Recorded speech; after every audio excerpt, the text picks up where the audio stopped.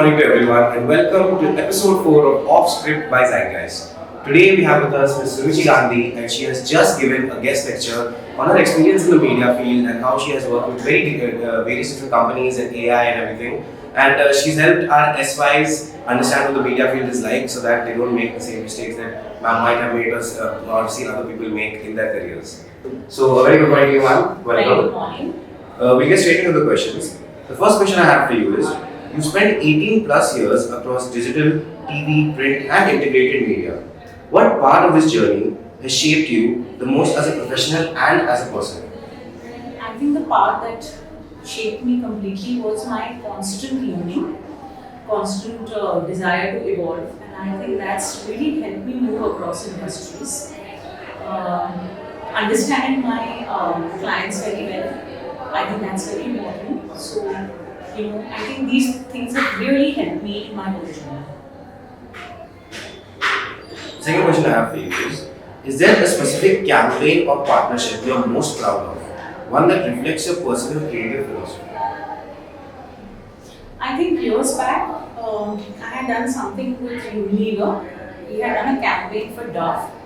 I think the campaign was very close to my heart because we were talking about how even brown is beautiful, and we created this whole supplement around it, and we kind of covered women who are brown and yet beautiful and so successful.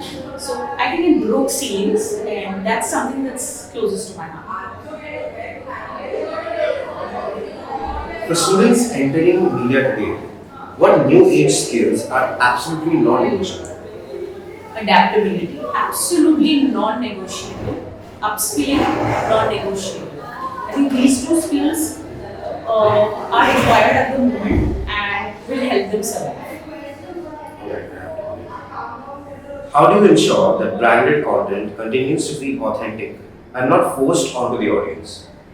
I think in that case, we all, whether it's the brand, the agency, as well as the person selling it, has to be too conscious about not,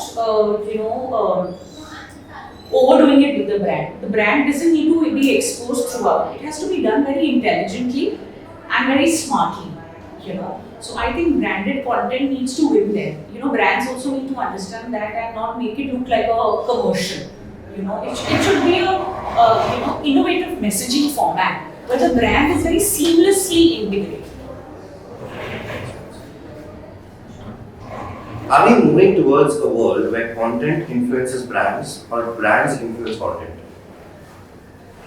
I think right now it's a mix of both because with the advent of Instagram and Facebook and TikTok and everything, we are seeing content creators. We are seeing basically all these platforms have allowed people to create content and distribute it very differently. So I think it's a mix of both, and brands are also latching onto that trend very smartly, and I think they should be doing that. So I think it's a good mix of both. How do you think AI will change media sales and brand partnerships in the next 5 years? I think it will change more on the analytics in terms of data driven. That's where I see the change. I still feel that a human face and a face-to-face interaction is still important. That's my take. How long do you think before brands start using just AI and run out of it, out of it completely for like AdWords and stuff like that? How long do you think there is to that? I wouldn't want to think of this scenario very honestly as a media professional and somebody who's been in this space. I think AI should be used as a support. It should not be a dominance. Anything that dominates, I